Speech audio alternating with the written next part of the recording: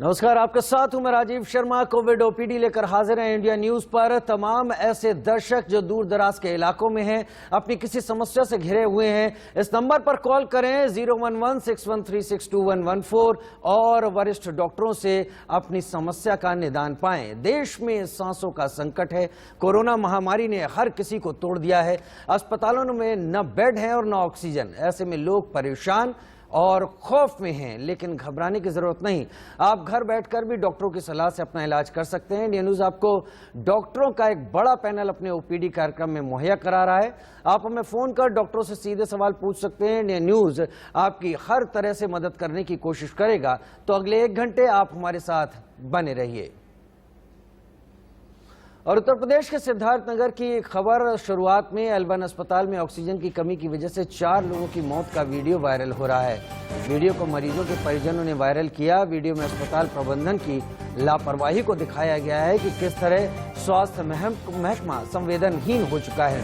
ये वीडियो सिद्धार्थनगर के MCH wing का बताया जा रहा है। वहीं वायरल वीडियो पर प्रशासन ने कहा कि मरीजों की मौत ऑक्सीजन की कमी से नहीं हुई है।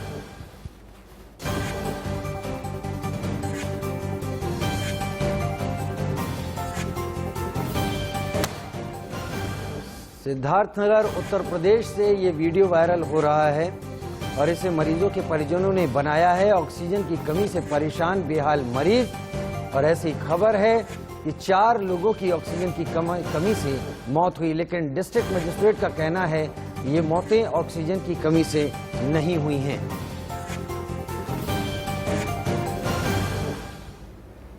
उत्तर प्रदेश के गाजीपुर में फिलहाल इस वक्त खबर हम सिद्धार्थनगर उत्तर प्रदेश की दिखा रहे हैं, जहां की ये तस्वीरें हैं।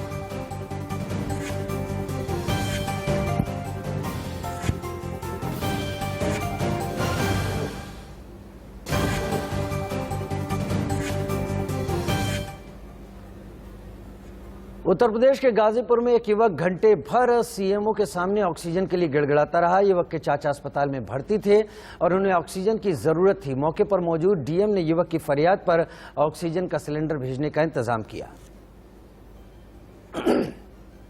ऑक्सीजन सरप्लस करने की हम लोग लगातार कोशिश कर रहे हैं कि किसी भी पेशेंट का ऑक्सीजन कम हो, सिलेंडर कम हो, उससे पहले ही सिलेंडर उसके पास हम रखवा देते हैं। इसके लिए हमने कंसंट्रेटर्स भी कुछ मंगवाए हैं। हमें अगले 2 दिनों के अंदर कुछ और कंसेशन मिल जाएगा, तो हमारे जनपद में लगभग 200 ऑक्सीजन कंसंट्रेटर्स हो जाएंगे। सर आज की डेट में हमारे पास 43 अवेलेबल हैं। 57 को हम परचेज करने जा रहे हैं और 100 हमें डोनेट हो रहे हैं। तो कुल 200 कंसंट्रेटर्स हो जाएंगे, प्लस हम अपनी डिमांड को और जनरेट करके चंदौली से या मिर्जापुर से जहाँ से भी हमें सप्लाई हो रही है, कमिश्नर महोदय द्वारा कराई जा रही है, वहाँ से हम कोशिश कर रहे हैं कि हमारा ये सिस्टम रेगुलर हो जाए और बेहतर हम कर सकें। सर, मेरे चाचा जी जो अभी वर्तमान प्रधान है ग्राम गगरन पोस्ट नक्सर के, भदौरा सरकारी अस्पताल में भर्ती है, उनको ऑक्सीजन की ज़रूरत है। तो उस रिक्वायरमेंट के लिए डॉक्टर साहब ने हम लोगों को भेजा है 4 सिलेंडर और 1 रेगुलेटर के लिए। हम लोग 1-1.5 घंटे से यहाँ चक्कर लगा रहे हैं, लेकिन अभी तक कोई हल नहीं निकला। सर अभी तो CMO साहब की रिस्पॉन्सिबल तरीके से बात करने की वजह से तो हम एकदम इरिटेट हो गए। हमको तो कुछ नहीं लग रहा है कि कुछ हो पाएगा। हाँ, हो सकता है जिलाधिकारी साहब, उन्होंने कहा कि आप इंतजार करिए। हम लगभग पिछले 1.5 घंटे से इंतजार ही कर रहे हैं और हमारे मरीज की हालत सर बहुत नाजुक है। साहब ने बोला कि आप तुरंत रिलीज करवाइए, लेकिन अभी देखिए अब कितना समय लगेगा।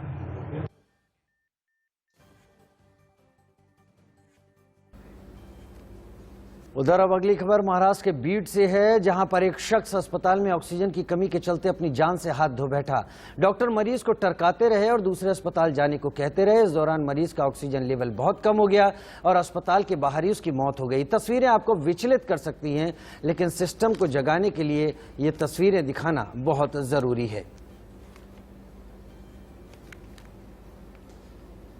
बड़े बड़े दावे, बड़े बड़े पैकेजेस, बड़ी बड़ी तैयारियां, केवल वादे ढकोसले, और उन वादों का जो असल असर दिख रहा है वो जमीन पर दिख रहा है। लोग तड़प कर दम तोड़ रहे हैं।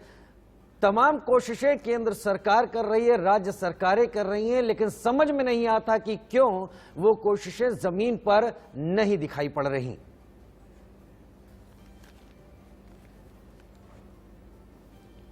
कर्नाटक के कोलार से दिल को झकझोर देने वाली एक खबर सामने आई, जहां अपनी बेटी के साथ जा रही एक महिला सड़क पर बेहोश होकर गिर गई। महिला का सिर उसकी बेटी ने अपनी गोद में रख लिया। बेटी लोगों से मदद की गुहार लगाती रही, लेकिन अफसोस की बात यह कि किसी ने भी उसकी तरफ ध्यान नहीं दिया। लोग महिला को कोरोना मरीज समझते रहे और उसकी किसी ने मदद नहीं की। कोई गाड़ी भी महिला को ले जाने को तैयार नहीं हुई, लिहाजा महिला को जेसीबी में डालकर अस्पताल ले जाया गया। यहां पर महिला को डॉक्टरों ने मृत घोषित कर दिया।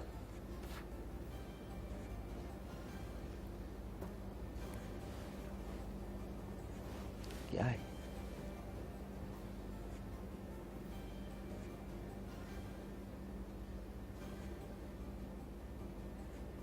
और तमाम शवों का अंतिम संस्कार अलग अलग जगह किया जा रहा है। सीमापुरी से भी तस्वीरें सामने आ रही हैं, जहां पर डेड बॉडी का अंतिम संस्कार हो रहा है।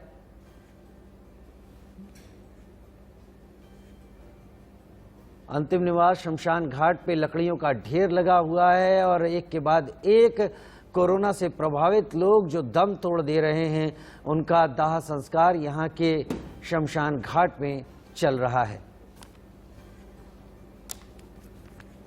दरअसल इस वक्त कोरोना लोगों को नहीं मार रहा है, जितना सिस्टम की लापरवाही, सिस्टम की कमजोरी लोगों को मारने में लगी हुई है।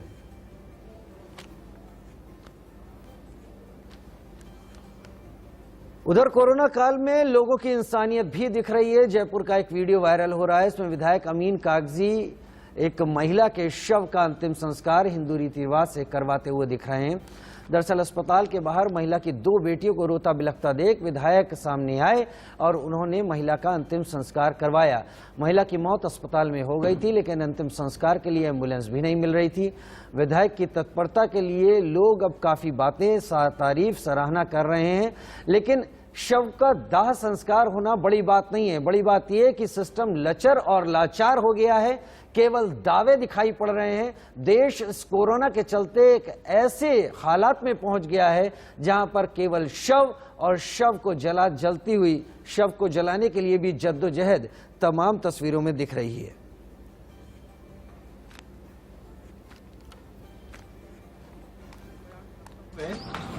कि मेरे बड़े भाई को मैं लेके आज हॉस्पिटल गया था, उनको कोरोना पॉजिटिव है। तो आरयूएसएस हॉस्पिटल में जब मैं गया उनकी भर्ती कराने के लिए, तो ये एक छोटी सी मासूम बच्ची वह बहुत बुरी तरह से रो रही थी। ये मैं नहीं जानता कि ये बच्ची कहाँ से है, लेकिन ये दोनों इसके वृद्ध पिता इसके साथ में, इनको ये पता नहीं कि एम्बुलेंस कहाँ से मिलेगी, इनको ये पता नहीं कि अंत्येष्टि के लिए शमशान घाट कहाँ ले जाया जाएगा। मैंने कहा मैं मेरे भाई का इलाज कराता हूँ।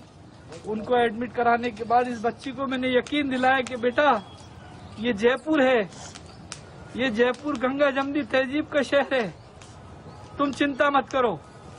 मैं आज घर जब ही जाऊंगा जब इनकी मम्मी की अंत्येष्टि हो जाएगी। 3 डॉक्टर हमारे साथ इस कोविड ओपीडी में जुड़ रहे हैं, जो तमाम सलाहें आपको देंगे, आज के हालात के ऊपर खुलकर बात करेंगे। और ये 3 डॉक्टर हैं, doctor Anil Arora, doctor Sunil single और डॉक्टर गौरी बरगोटी हमारे साथ इस वक्त जुड़ गए हैं। सबसे पहले डॉक्टर गौरी बरगोटी, आपके पास आते हुए अभी जो हालात दिख रहे हैं, जिस तरीके से वायरस लगातार लोगों को इन्फेक्ट कर रहा है, रोजाना मौतों की खबर बढ़ रही है, अभी हम कहां हैं? क्या हम पूरी तरीके से लाचार व्यवस्था में आ गए हैं? जो अभी इंडिया की हालत है और जितने केसेस पर डे आ रहे हैं, उस हिसाब से हमें सिस्टम पे पूरी तरह तो रिलाय नहीं करना चाहिए। हमें अगर कोरोना से बचना है तो अपने प्रिकॉशंस भी लेने ही पड़ेंगे, क्योंकि जितने केसेस पर डे आ रहे हैं उतनी रिक्वायरमेंट मीट करना सिर्फ इंडिया के लिए नहीं, किसी भी कंट्री के लिए भी इतनी फैसिलिटीज इतनी जल्दी अरेंज करना बहुत मुश्किल है। प्लस ये एक नया स्ट्रेन है जिसका वेरिएंट का नाम है B117 और इसके सिम्टम्स कोविड के पहले स्ट्रेन से काफी ज्यादा सीवियर भी आ रहे हैं। जिस हिसाब से हमारी मेडिसिन और ऑक्सीजन सप्लाई की शॉर्टेज हो रही है, उस हिसाब से हमें अपनी सावधानी बरतनी ही पड़ेगी और ये सबसे पहली ही स्टेप है। हम गवर्नमेंट पे रिलाय नहीं कर सकते इस टाइम पे। 3 से 4 लाख केसेस दिन के संभालना एक बहुत मुश्किल चुनौती है। 3 से 4 लाख मामले संभालना एक मुश्किल चुनौती है। डॉक्टर अनिल अरोड़ा, ये जो नया स्ट्रेन आया है, ये किस लिहाज से ज्यादा घातक हो गया है और आखिर क्यों इस स्ट्रेन के चलते इतनी ज्यादा कैजुअलिटीज हो रही हैं और इतने ज्यादा मामले आ रहे हैं? जो नया स्ट्रेन है इसको डबल म्यूटेंट कहते हैं। तो जैसे डॉक्टर गौरी ने बताया, स्ट्रेन का नाम है B1617। इसमें एक टेंडेंसी होती है कि इसकी ट्रांसमिसिबिलिटी, इन्फेक्टिविटी और पैथोजेनिसिटी ये कोविड फर्स्ट वेव से ज्यादा है।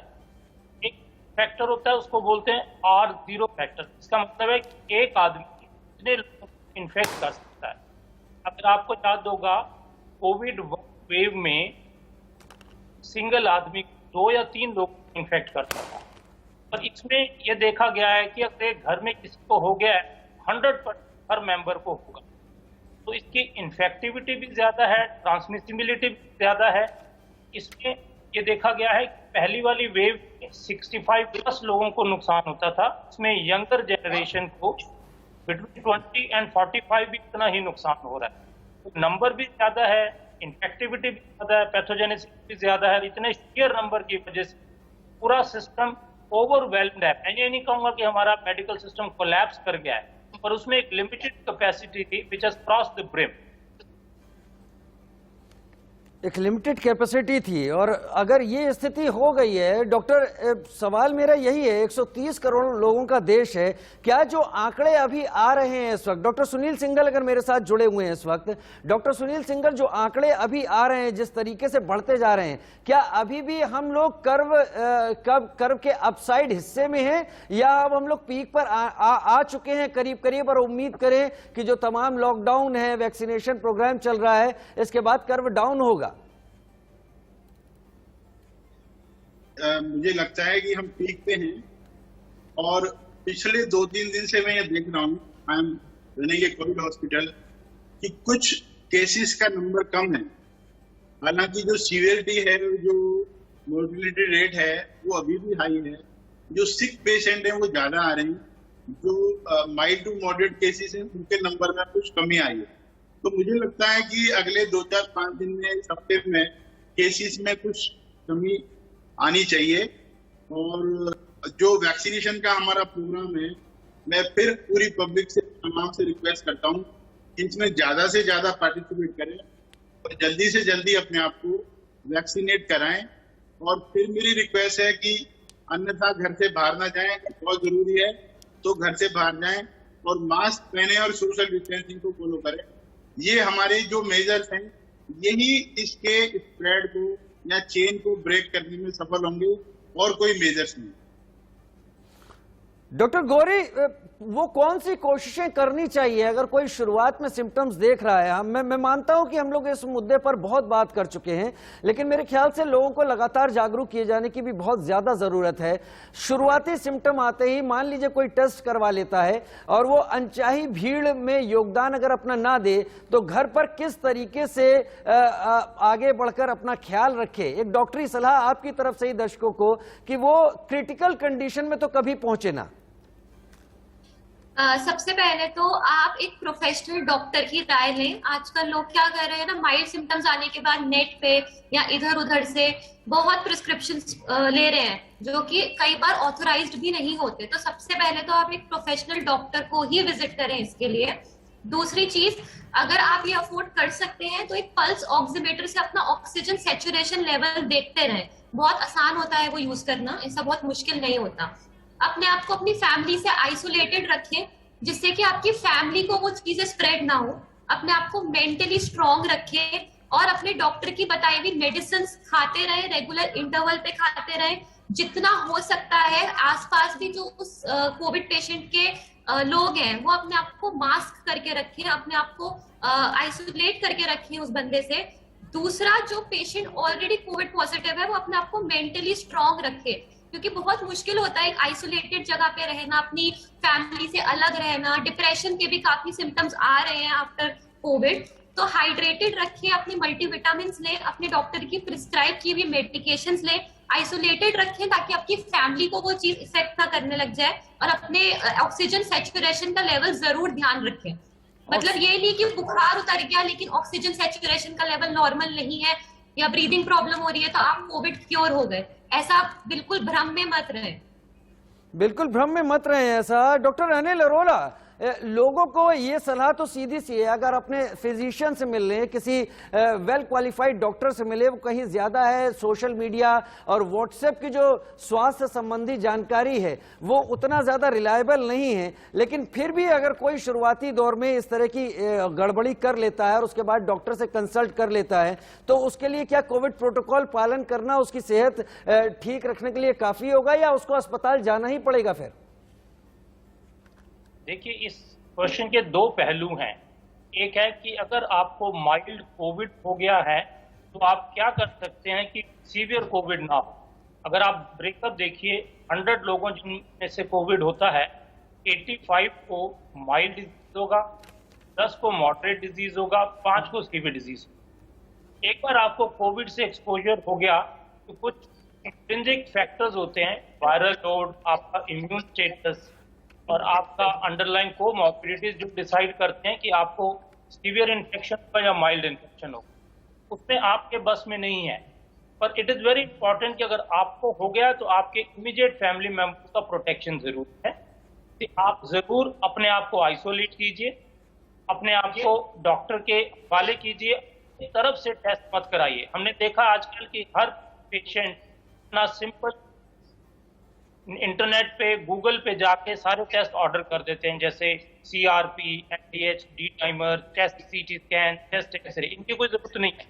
एक सिंपल अपना टेम्परेचर रिकॉर्ड मेंटेन करो और ऑक्सीजनेशन चेक कीजिए। अगर आप टेम्परेचर आपका पैरासीटामोल से और डोलो से कंट्रोल हो रहा है और आपका सैचुरेशन ठीक है तो 99% चांस है कि आपको एडमिशन की जरूरत नहीं पड़ेगी। बट अगर आप कोमॉर्बिडिटीज हैं और ऑक्सीजनेशन के बाद भी अगर आपका सैचुरेशन 94% से नीचे जा रहा है, तब आपको डॉक्टर से कंसल्ट करनी पड़ेगी। तो डॉक्टर डिसाइड करेगा आपको कौन से टेस्ट करने हैं, क्या CT स्कैन कराना है, नहीं है। तो सेल्फ मेडिकेशन नुकसान ज्यादा करती है बशर्ते कि आपको फायदा करे। जी हाँ, आप सही कह रहे हैं। Little knowing is dangerous for everyone's health. अगर आप कम जानते हैं तो कोशिश करें कि उसके पास जाएं जो इस बारे में पुख्ता या पूरा जानता हो। डॉक्टर सुनील सिंघल, लेकिन सवाल ये भी है कि हम वायरस के असर में आ इसलिए भी रहे हैं कि कहीं बहुत हमारा शरीर फिट नहीं है, वायरस का मुकाबला करने के लिए तैयार नहीं है। हम फिट कैसे रखें उन लोगों को जो अभी तक कोविड-19 के किसी भी इन्फेक्शन की जद में नहीं आए हैं? देखिए, सबसे पहले तो मैंने यही कहा कि आप अपने आप को बचा के रखें कि अननेसेसरली घर से बाहर ना जाए, और आपको घर से बाहर जाना पड़ रहा है तो प्रॉपर मास्क लगाएं, नोज और अपना माउथ कवर करके रखें, और अब बाहर जाके सोशल डिस्टेंसिंग का पूरा पालन करें। किसी चीज को हाथ ना लगाएं, और हाथ लगाना भी पड़ रहा है तो अपने हाथों को सैनिटाइजर या वॉश करें। तो ये तो गाइडलाइन आप फॉलो करें और घर पे रहें, सादा सिंपल स्वच्छ भोजन खाएं, हरी पत्तेदार सब्जियों में इंक्लूड करें और फलों का सेवन करें, और व्यायाम आप घर पे कर सकते हैं, योगाभ्यास घर पे कर सकते हैं, मेडिटेशन घर पे कर सकते हैं, अपने घर पे या घर की छत पे कर सकते हैं। उसके लिए भी पार्क या कहीं बाहर ना जाए। और दूसरी चीज रही कि आप कैसे अपने आप को स्वस्थ रखें, कि जैसे आप कुछ विटामिन की, जिंक की और विटामिन डी की, विटामिन सी की, ये तो इम्यूनिटी बढ़ाने वाली चीजें हैं, ये भी खा सकती हैं। या जो फल फ्रूट में विटामिन सी है वो फल फ्रूट्स का सेवन ज्यादा करें। पानी जितना ज्यादा से ज्यादा पिए, लिक्विड ज्यादा से ज्यादा पिए, फ्लूइड बहुत रखें, हाइड्रेटेड अपने आप को रखें, बच्चों को खेलने के लिए घर से बाहर ना भेजें। ये सारी चीजों का आप ध्यान रखें कि आप इस वायरस से एक्सपोज ना हो और आपको वायरस ना कहे। एक दूसरी चीज और है कि आजकल जो ये खाना हम बाहर से मंगा रहे हैं ऑर्डर करके, इसको अवॉइड करें। कैंड फूड या पैक्ड फूड ना खाएं, ताजा खाना, स्वच्छ खाना खाएं। ताजा खाना खाएं, कैंड चीजें ना खाएं, उनसे बचने की कोशिश करें। सबसे बड़ा सवाल यहाँ पर यही है। मेरे साथ डॉक्टर अनिल अरोड़ा भी लगातार जुड़े हुए हैं। डॉक्टर अनिल, वो लोग जो कि कोमॉर्बिड हैं, यानी जिनको जो डायबिटिक हैं या फिर जिनको हार्ट की कोई डिजीज है, वो लोग अपने को कैसे फिट रख सकते हैं? क्योंकि उनके बारे में कहा गया है कि वो ज्यादा से ज्यादा खुद को बचाने की कोशिश करें और एक्सपोजर से बचें। देखिए, इसी चीज को ध्यान में रखते हुए गवर्नमेंट ऑफ इंडिया ने जब वैक्सीन की सप्लाई लिमिटेड की तो सबसे पहले 45 प्लस और 60 प्लस वालों को वैक्सीनेशन दी, स्पेशली उन सब ग्रुप को जिनको कोमॉर्बिडिटीज थी। Health workers, front line workers, media personnel, policeman and people who are coming in direct contact with the patient at any level. So that was a subgroup of the individuals who were prioritized to give vaccination, especially when the vaccination availability was of limited supply. अब उसके बाद कुछ गलत फहमियां vaccination के बारे में आई। कुछ newspapers ने, कुछ मीडिया ने सेंसेशनलाइज किया और ये कहा कि वैक्सीनेशन से क्लॉट हो जाता है, मौत हो जाती है, तो काफी वैक्सीन हेजिटेंसी हुई। तो 50% पॉपुलेशन जो कि कोमॉर्बिडिटी थी या एलिजिबल थी वैक्सीनेशन में, अब टिल 1 मई उन्होंने वैक्सीनेशन की लगवाई। तो मैं इसमें मीडिया की भी गलती नहीं कहूंगा कि नई वैक्सीन के लिए जब भी वैक्सीनेशन नई तरीके से इमरजेंसी यूज में लॉन्च होती है तो ये एक्सपेक्टेड एप्रीहेंशन होती है। किसी भी वैक्सीन को जनरल पब्लिक में एस्टैब्लिश करने के लिए मोस्ट ऑफ द टाइम 4 से 5 साल का टाइम लगता है, पर क्योंकि इसका इमरजेंसी यूज ऑथराइजेशन सर्टिफिकेट मिला है तो ये एप्रीहेंशन जायज थी। पर जैसे और लोगों ने वैक्सीनेशन लगाई और आईसीएमआर ने डेटा निकाला कि टोटल जो 1 करोड़ लोगों को हमारे पॉपुलेशन को वैक्सीन लगी, उसके डेटा में सिर्फ 0.04% को कॉम्प्लिकेशन हुए, जो कॉम्प्लिकेशन जनरल पब्लिक में अदरवाइज भी हो सकते हैं। तो आईसीएमआर ने प्रूव कर दिया कि जो वैक्सीनेशन लगी सेफ थी और इसकी हेजिटेंसी कम थी। तो इन सब ग्रुप को, जैसे डॉक्टर सिंगल ने बताया, अगर आपको कोमॉर्बिडिटीज या डायबिटीज है तो आपको एब्सोल्युटली केयरफुल रहना चाहिए। बिल्कुल बाहर मत जाओ, डबल मास्क यूज करो, उन लोगों को अवॉइड करो जो कि बाहर से घूम आए हैं। Prevention of and your own precaution coupled with vaccination, that is the only mantra to save it. Once you have infection, there is no control that up to what extent you can get damaged. Doctor Anil, vaccine को लेकर एक सवाल मेरे पास भी आया है और आपके सामने रखूंगा, क्योंकि आप तमाम डॉक्टर्स लगातार कह रहे हैं कि वैक्सीन एक ऐसा शील्ड देता है जो कम से कम अगर आप वैक्सीन लगवा लेते हैं तो ये गारंटी तो नहीं ली जा सकती कि दोबारा आप कोरोना इफेक्टेड नहीं होंगे, लेकिन वो सीवियर नहीं होगा, आपकी जान पर खतरा नहीं आएगा। अब वैक्सीन लगवाने के बीच में जो डिफरेंस है, अंतराल है समय का, वो 6 से 8 हफ्ते ही रखना चाहिए। अगर किसी का ये वक्त ज्यादा हो जाता है तो क्या उस पर जो वैक्सीन की 2 डोज है वो मिलकर पूरा असर नहीं कर पाएंगी? देखिए, वैक्सीनेशन का जो बेसिक कॉन्सेप्ट है, you have to go by the manufacturer's advice. अगर मैन्युफैक्चरर ने, जिन्होंने ओरिजिनल स्टडी की थी फेज 3 ट्रायल में, जो कि कोविशील्ड ने पहले दिखाया था कि 2 वैक्सीन के बीच में इंटरवल 4 वीक्स का होना चाहिए, सब्सिक्वेंट स्टडीज में शो किया, स्पेशली इंग्लैंड से, कि अगर आप वैक्सीन के 2 वैक्सीन के बीच में इंटरवल को अगर आप 12 हफ्ते कर देते हैं तो आपकी total protective antibodies goes up to 95%। इसमें 2 एडवांटेजेस थी। एक तो we have to believe that study कि जितना गैप देंगे उतना बॉडी का इम्यून सिस्टम ज्यादा रिकूप करेगा एंटीबॉडी बनाने के लिए, और हमें ये सिस्टम सूट भी इसलिए करता है कि अगर हम गैप ज्यादा देते हैं तो हम ज्यादा से ज्यादा पॉपुलेशन वैक्सीनेट कर सकते हैं। अगर आज भी अगर इंडिया का डेटा देखिए, out of the 133 crore population which we have, only 10 crore have been vaccinated. That means that's even less than 10%. That means 90% को अभी भी वैक्सीन नहीं लगी। तो अगर हमारे पास एस्टैब्लिश साइंटिफिक स्टडी है कि 12 हफ्ते का इंटरवल हो, जो कि अमेरिका की यूके ने रूल अप्लाई कर दिया है, तो I think it is something should be a welcome step for India also. चलिए, तमाम जगह वैक्सीन को लेकर एक डिफरेंस इंटरवल की बात कही जा रही है, लेकिन उससे भी बड़ी बात यह है कि जो तमाम दर्शक इस वक्त देख रहे हैं, दवाई अभी तक कोई पुख्ता आई नहीं है कोविड-19 को लेकर। तमाम अलग अलग सिम्टम्स को लेकर डॉक्टर इलाज कर रहे हैं और लोग ठीक भी हो रहे हैं, लेकिन उस बीच में अगर आप वैक्सीन, सीएम अरविंद केजरीवाल दिल्ली में काफी एक्टिव, दिल्ली वासियों को फ्री राशन और आर्थिक मदद देने का उन्होंने ऐलान किया है। सीएम केजरीवाल ने दिल्ली के 72 लाख राशन कार्ड धारकों ग्राहकों को 2 महीने तक फ्री राशन और ऑटो रिक्शा चालकों को 5-5 हजार की आर्थिक मदद देने की बात कही है। केजरीवाल के ऐलान के बाद आशंका जताई जा रही है कि क्या दिल्ली में लॉकडाउन और बढ़ सकता है। दिल्ली में पिछले 19 अप्रैल से लॉकडाउन लगा हुआ है।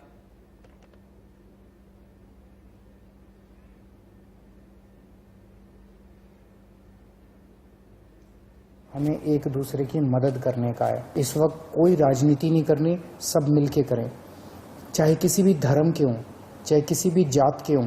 ये बीमारी तो किसी को नहीं दिखती, चाहे अमीर हो चाहे गरीब हो, सब एक दूसरे की मदद करें। अगर कोई बीमार है उसको अस्पताल में एडमिट कराने की मदद कर सकते हैं। अगर कोई किसी को बेड नहीं मिल रहा उसको बेड दिलवाने में, ढूंढने में उसकी मदद कर सकते हैं। उनको आर्थिक मदद कर सकते हैं ताकि उनका घर चल सके। तरह तरह से आप लोगों की मदद कर सकते हैं। एक दूसरे की मदद कीजिए, बहुत पुण्य लगेगा और तभी देश की तरक्की होगी। और अगर हम सब मिलके इससे लड़ेंगे तो मुझे पूरी उम्मीद है कि बहुत जल्द हम कोरोना से जीत पा लेंगे। निर्णय हम लोगों ने लिए हैं।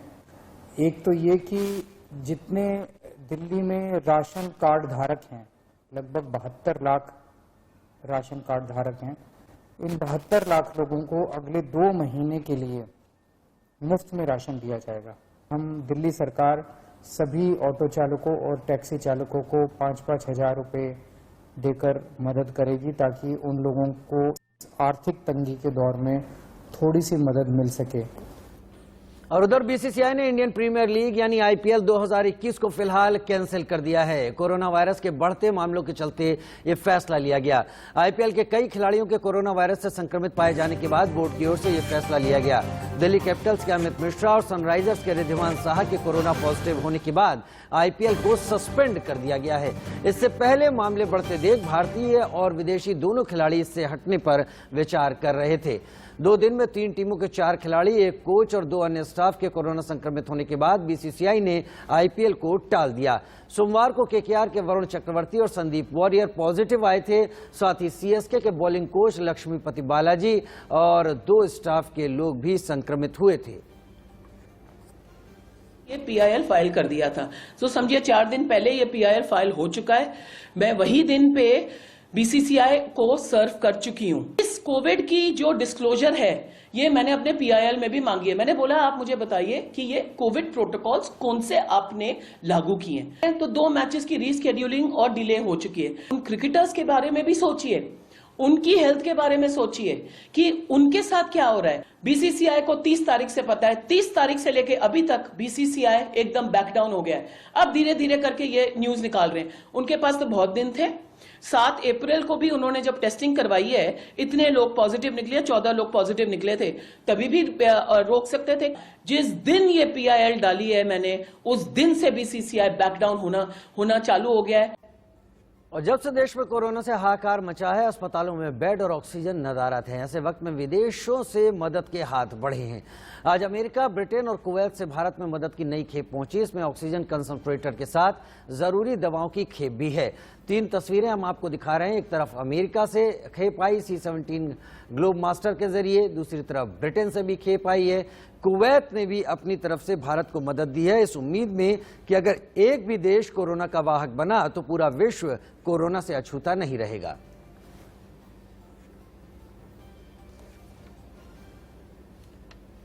और हमारे साथ हमारे तीनों खास मेहमान इस वक्त जुड़े हुए हैं। डॉक्टर अनिल अरोड़ा जुड़े हुए हैं, डॉक्टर सुनील सिंघल और डॉक्टर गौरी बरगोटी हमारे साथ इस वक्त जुड़े हुए हैं। डॉक्टर गौरी, आपके साथ शुरुआत कर लेते हैं। इस वक्त सबसे बड़ी बात लोगों के दिल में एक ये है कि खुद को फिट तो रखें, लेकिन जो फेफड़ों का संक्रमण है, लंग्स की जो समस्या है, वो कहीं बहुत ज्यादा परेशान करती है। लंग्स को कैसे मजबूत करे आम आदमी कि वो कम से कम खुद को कोरोना फ्री रख सके, और क्या लंग्स को मजबूत करना कोरोना फ्री होने की दिशा में एक बड़ा अहम कदम माना जा सकता है? कोरोना फ्री कह लीजिए या फिर उस स्टेज तक पहुंचना कि आपकी जान को खतरा हो। अगर आपकी लंग्स सेफ होंगी, क्योंकि ज्यादातर जो डेथ हो रही है वो या तो हार्ट फेलियर कोविड पेशेंट्स को हो रहा है, या फिर लंग्स तक जब इन्फेक्शन सीवियर हो जाता है, ऑक्सीजन की कमी हो जाती है, तब पहुंचता है। तो सबसे पहले तो अपना कोविड जैसे प्रोटोकॉल्स है आपको वो फॉलो करने ही पड़ेंगे अगर आपको बचना है तो, क्योंकि ये वायरस इतना डेडली है कि अगर आपको माइल्ड सिम्टम्स आ रहे हैं, आपने 1-2 दिन का भी डिले कर दिया तो इसको लंग्स तक पहुंचने में ज्यादा कोई समय नहीं लग रहा है। अपनी लंग्स को स्ट्रांग रखने के लिए आप रोज वो करें, योगा करें। योगा का बहुत ज्यादा इफेक्ट आ रहा है, इसमें आपकी लंग्स की कैपेसिटी बढ़ जाती है क्योंकि सांस लेने की। दूसरा, पानी पिए, हाइड्रेटेड रहे, इनफ स्लीप लें, सब चीजें, एक हेल्दी डाइट लें, ये सब चीजें हैं जो कि बहुत हेल्प करती हैं। दूसरा, मास्क पहने क्योंकि कोविड का जो मेन ट्रांसमिशन है अब वो हवा से ही हो रहा है, तो सांस हमारी एक तरह से हवा ही प्रदूषित होती जा रही है। तो मास्क पहनना एक सबसे बड़ा एक स्टेप है अपने आप को स्वस्थ रखने के प्रति। मास्क पहनना बहुत बड़ा स्टेप है, एक नहीं तमाम डॉक्टर से ही बात कह रहे हैं और कह रहे हैं पहला, अगर आपने सही तरीके से मास्क लगातार लगाए रखा तो यकीन मानिए कि आप कोविड के जाल में नहीं फंस सकते हैं और इसका ख्याल हम सबको ही यहां पर रखना होगा। डॉक्टर सुनील सिंघल, वायरस लगातार म्यूटेट कर रहा है, आप लोग भी बात बता रहे हैं, इंडियन वेरिएंट भी सामने है, ब्राजीली वेरिएंट भी है, यूके वेरिएंट भी है, ये तमाम वेरिएंट है, क्या वैक्सीन इन सबको कैटर कर रही है? दूसरा सवाल इसके साथ ये कि क्या आप लोग और भी अलग तरह के तमाम नए म्यूटेटेड वेरिएंट की उम्मीद लगा रहे हैं जो आगे आने वाले दिनों में सामने आ सकते हैं और ज्यादा डेडली हो सकते हैं? देखिए, जो वायरसेस हैं, खासतौर से आरएनए वायरसेस हैं, इसमें बहुत जल्दी म्यूटेशंस होते हैं, जैसे स्वाइन फ्लू का वायरस है या कोरोना का वायरस है, और अभी मेरे ख्याल से इसमें करीब 10,000 से ज्यादा म्यूटेशंस हो चुके हैं। लेकिन जो म्यूटेशन घातक होता है, जो खतरनाक होता है, वो हमें काफी नुकसान पहुंचाता है। तो म्यूटेशंस तो ये इसमें डेली हो रहे हैं और इसमें वायरस में डबल म्यूटेशंस हुए हैं। अब हम ये नहीं जान सकते कि कौन सा वायरस में ज्यादा नुकसान पहुंचा पाएगा म्यूटेशन के बाद। कई बार म्यूटेशन के बाद वायरस माइल्ड हो जाता है और कई बार अग्रेसिव। तो ये जो इस बार म्यूटेशन, डबल म्यूटेशन वाला वायरस है, ये काफी घातक हो गया है और अग्रेसिव हो गया है और काफी पॉपुलेशन को इफेक्ट कर रहा है, और जो मॉर्बिडिटी और मोर्बिडिटी है वो काफी इसमें हाई हो गई है। और जैसे वेरिएशन ऑफ एज आ गई है, जो लोग बीमार हो रहे हैं वो यंग लोग ज्यादा, जो 30 से और 35 से और 45 के बीच के लोग हैं, उन्हें ज्यादा गहन बीमारियां, ज्यादा संक्रमण हो रहा है। तो ये वेरिएशन जब भी वायरस में आएगा या म्यूटेशन जब भी आएगा तो उसकी नेचर में, टेंडेंसी में चेंज आ जाएगा। और वो अभी जैसे एक्सपेक्ट कर रहे हैं कि अब जो अगला वायरस आएगा, जो म्यूटेशन आएगा, शायद वो यंगर एज ग्रुप को ज्यादा इफेक्ट करे, 18 से 25 साल के लोगों के बीच में। तो हम लोगों के लिए सब वायरस में जो भी म्यूटेशन है, या हम लोग लगातार ये चीज कह रहे हैं कि हमारा बचने का उपाय इसका एक तो वैक्सीन है। जैसे आपने पूछा कि वैक्सीन सारे वायरस पे कारगर है कि नहीं है, तो वैक्सीन अगर सारे वायरसेस पे कारगर अगर पूरी तरह से नहीं भी होगी तो भी जो वायरस से इलनेस होगी वो बहुत कम होगी, बहुत माइल्ड होगी, जानलेवा नहीं होगी। और दूसरी चीज जो हम कह रहे हैं कि शुरू से ही कि हम मास्क पहने और सोशल डिस्टेंसिंग 2 मीटर की बनाए रखें, वही हमारा सबसे बड़ा वैक्सीन और वही हमारी सबसे बड़ी दवाई है। उसको अगर हम फॉलो कर लें तो हमें बाकी किसी चीज को फॉलो करने की जरूरत नहीं है। तो फिर मेरी दोबारा रिक्वेस्ट है सबसे कि मास्क पहने, घर से बाहर ना निकलें और सोशल डिस्टेंसिंग और सैनिटाइजर की प्रोटोकॉल जो कोविड-19 का है उसको फॉलो करें। यानी बेसिक जो प्रोटोकॉल है उसको ज्यादा फॉलो करने की जरूरत है, अगर वो फॉलो करते रहे तो आगे बुरे दौर में नहीं जा पाएंगे। डॉक्टर अनिल अरोड़ा, वेदर अब एक अहम रोल प्ले कर रहा है आज के दिनों में और बहुत तेजी से वेदर चेंज हुआ है, 44 के करीब टेम्परेचर जाने लगा है।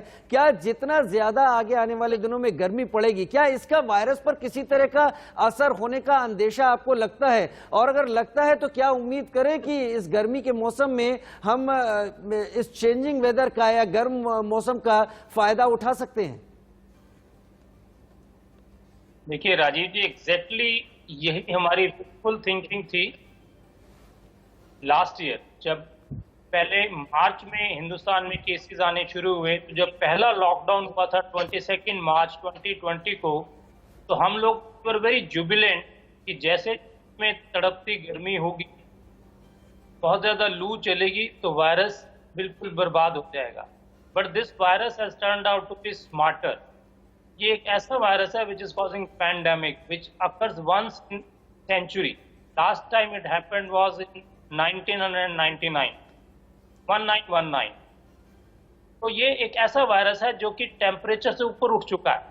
अगर आप देखिए अफ्रीका में जहां टेम्परेचर 45-47 कॉन्गो में होता है, और आप आइलैंड में देखिए, स्वीडन, नॉर्वे में देखिए जहां की टेम्परेचर -20 तक पहुंचता है, इसकी ferocity is the same, infectivity is the same. Normally influenza और जो nasally transmitted viruses होते हैं वो they tend to be more virulent, they tend to be more prevalent, more infectious in the weather which is usually cold, जबकि गर्म मुल्कों में नहीं। पर इस वायरस ने सारे उन साइंटिफिक प्रिंसिपल अप्लाई कर दिया है। The only way to get away from this is something called herd immunity, which is 60%। अगर आप 60% पॉपुलेशन को नेचुरल इन्फेक्शन हो गया है या 80% पॉपुलेशन को वैक्सीन से अगर इम्यूनिटी आ जाती है तभी ये वायरस जाएगा, क्योंकि वी शुड रिमेंबर कि virus grow outside the body. अब आप देखिए अगर हिंदुस्तान में अभी तक टोटल 2 करोड़ इन्फेक्शन हुए हैं विद ए पॉपुलेशन ऑफ से 133 करोड़, इसका मतलब बाकी काफी पॉपुलेशन है जो इधर इज नॉट वैक्सीनेटेड और that did not have a Covid virus infection. तो इसके बाद बहुत बड़ा पूल है मल्टीप्लाई करने का। इसलिए हमारे बाकी कोलीग्स बार बार, डॉक्टर गौरी, डॉक्टर सुनील, इस चीज को स्ट्रेस कर रहे हैं कि अगर आप रेगुलर वैक्सीनेशन लें और अपना मास्क लें, इन दोनों चीजों पे हमारा कंट्रोल है। वैक्सीनेशन भी हमने लगवानी है, मास्क भी पहनना है। वायरस पे आपका कंट्रोल नहीं है। It is defying all the principle. ये तब तक मल्टीप्लाई करता है जब तक इस 60 to 70% पॉपुलेशन को नहीं होता और इसको और ह्यूमन बींग्स में मल्टीप्लाई करने का टाइम नहीं मिलता। तो डॉक्टर गौरी भी मेरे साथ जुड़ी हुई। डॉक्टर गौरी, अगर डॉक्टर अनिल अरोड़ा की बात पर हम जाएं, मेरा सवाल ये है कि आखिर कब तक ये कर्व फ्लैट होगा? क्या हम उम्मीद जता सकते हैं कि आगे आने वाले दिनों में हम इस कर्व को फ्लैट होता हुआ देख भी पाएंगे अगर वायरस एक अपनी एक्सट्रीम लिमिट पर पहुंच जाता है उसके बाद? देखिए, जो अगर अभी हम केसेस देख रहे हैं कि 3 लाख हो गए, 4 लाख हो गए, अगर हम उसे अपनी पॉपुलेशन के साइज से कंपेयर करें तो अभी तक हमारे पॉपुलेशन के हिसाब से हमारी वायरस की पीक आई ही नहीं है कोविड केसेस की। तो अभी तो और सर्ज होगा ये वायरस। इसको दबाने का सिर्फ वही फायदा है कि आप अपनी प्रोटेक्शन करें और वैक्सीनेटेड हो। वैक्सीन को लेकर बहुत यहाँ पे एक हवा सा मचा हुआ है कि वैक्सीन कम है, ये है, वो है। पर आप हमारी पॉपुलेशन का साइज भी देखें, उस अकॉर्डिंग रॉ मटेरियल बनाना, वैक्सीन इंपोर्ट करना, वैक्सीन बनाना एक बहुत डिफिकल्ट टास्क है। हमें खुद से भी केयरफुल रहना पड़ेगा क्योंकि हमारी पॉपुलेशन के अकॉर्डिंग अभी तो बहुत ही कम लोग ऐसे होंगे जो वैक्सीनेटेड होंगे या फिर जिनको कोविड हो गया होगा तो उनको इम्यूनिटी आ गई होगी उसके अगेंस्ट। यहाँ पे सिर्फ हम गवर्नमेंट को नहीं बोल सकते कि उनकी गलती है और हमारा सर्ज आएगा, ये होगा, वो होगा। इस पे हम लोग भी इक्वली रिस्पॉन्सिबल हैं क्योंकि फर्स्ट वेव के बाद हम लोग खुद भी बहुत रिलैक्स हो गए थे।